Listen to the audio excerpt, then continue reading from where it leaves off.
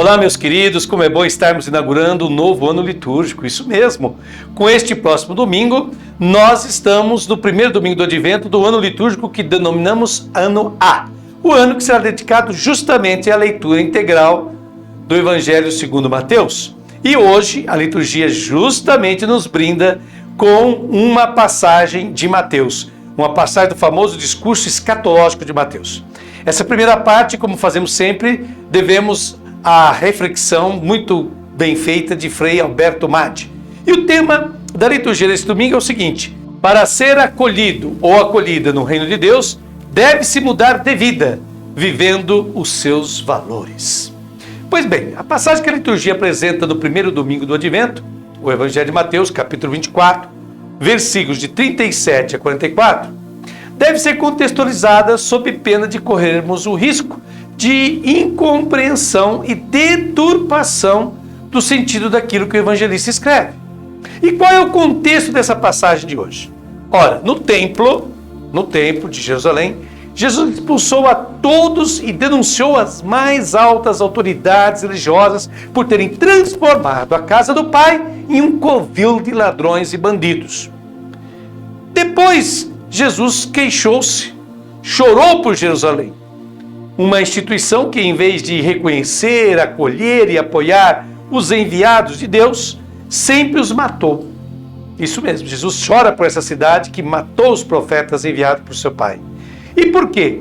Ora, para seu próprio proveito, para o seu próprio lucro, para a sua própria conveniência, que Jerusalém fez isso. E Jesus tinha anunciado: esta casa ficará deserta. E tinha dito aos seus discípulos que o templo que eles admiravam seria destruído. Por quê? Ora, uma instituição religiosa que, em vez de ser a favor do povo, o explora para seu próprio interesse, para sua própria comodidade, não tem direito de existir. Mas isso não será uma coisa ruim. Será o início de uma série de desmoronamentos de todas aquelas formas de poder que dominam o ser humano, até que surja o reino do humano, isso mesmo, o reino do humano, o reino do Filho de Deus. Isso acontece com a proclamação da Boa Nova, que garante: Jesus fará obscurecer a luz do sol, da lua, das falsas divindades, torná-las tais e das estrelas, isto é, daqueles principados, daquelas potestades que se apoiaram nessas divindades, uma após outra cairão. Então Jesus anuncia a queda dos falsos ídolos, das falsas divindades. Naturalmente, tudo isto não será indolor, mas Jesus garante estar sempre ao lado dos seus discípulos. E Jesus havia assegurado que o céu e a terra poderão passar, mas suas palavras não passarão. Assim, Jesus nos assegura a vitória do humano sobre tudo que é desumano. E no versículo 36, antes da passagem litúrgica que leremos hoje, Jesus tinha dito: ora, quanto àquele dia e hora, aqui fala do fim individual dos discípulos, ninguém sabe, nem os anjos do céu, nem mesmo o Filho, mas somente o Pai. Fecha aspas. Essa é uma mensagem de grande serenidade e de grande segurança. O fim pessoal do discípulo, de cada indivíduo, o Pai conhece.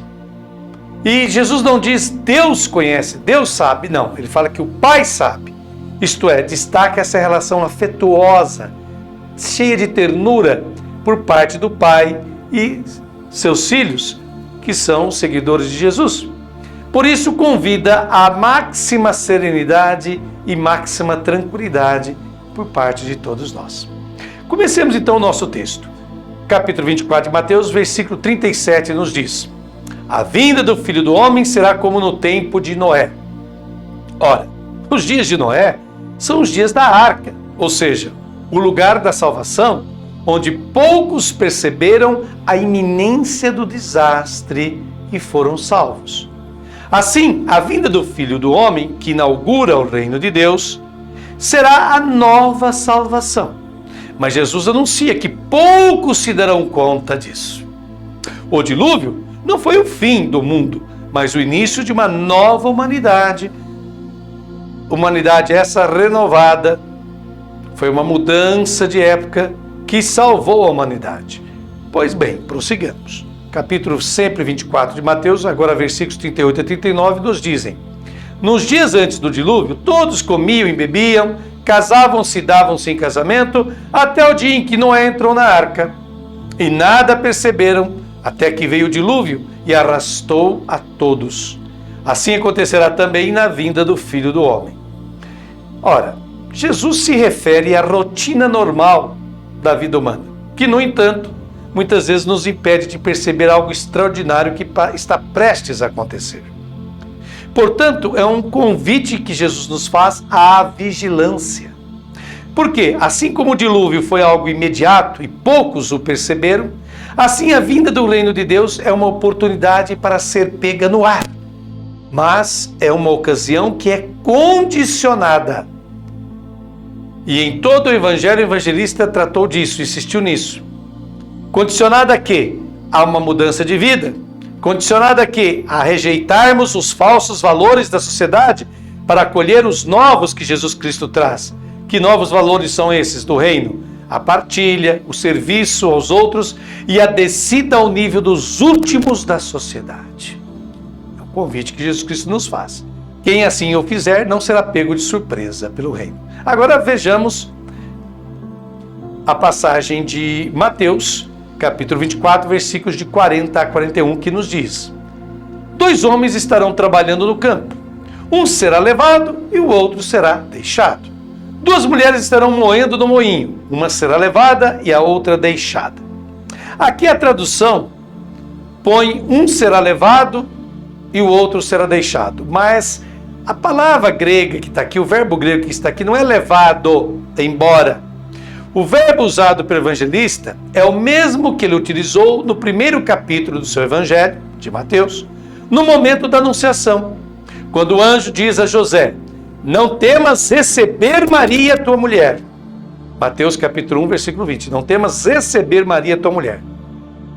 E aqui o verbo receber, usado nesse versículo 20 do primeiro capítulo, é o mesmo usado agora.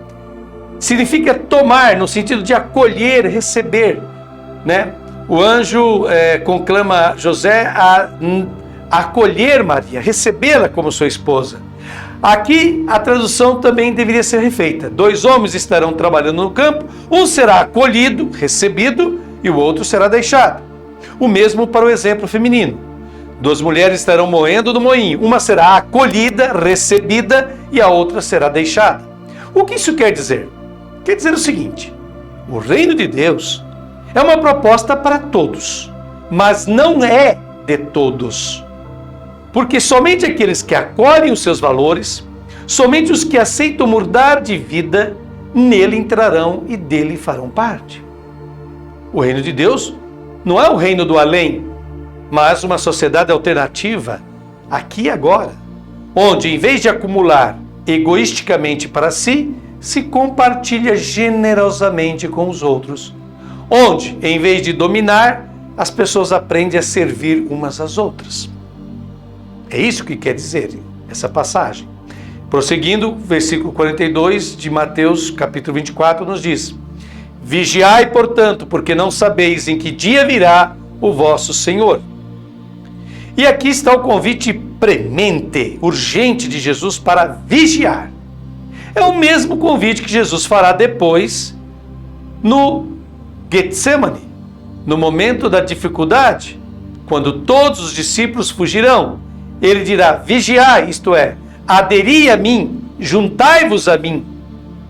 O dia do Senhor pode ser repentino, porque Jesus diz que o momento será violento, inesperado, pois os próprios familiares podem se voltar contra os discípulos, pois se trata de ir contra a correnteza da sociedade. Aceitar o reino é ir contra a correnteza. É uma questão de acolher essa novidade, desafiando a tradição, desafiando a moral, e claro que isso não será indolor. Prossigamos. Versículos 43 a 44 dizem: sabei, pois, isto: se o dono de casa soubesse a que hora da noite viria o ladrão, vigiaria e não deixaria que sua casa fosse arrombada. Por isso também vós ficai preparados, pois na hora em que menos pensais, virá o Filho do Homem. Assim como a arca de Noé não acolheu todos, mas apenas aqueles que perceberam o desastre iminente. O reino de Deus é uma salvação para todos, mas não é de todos.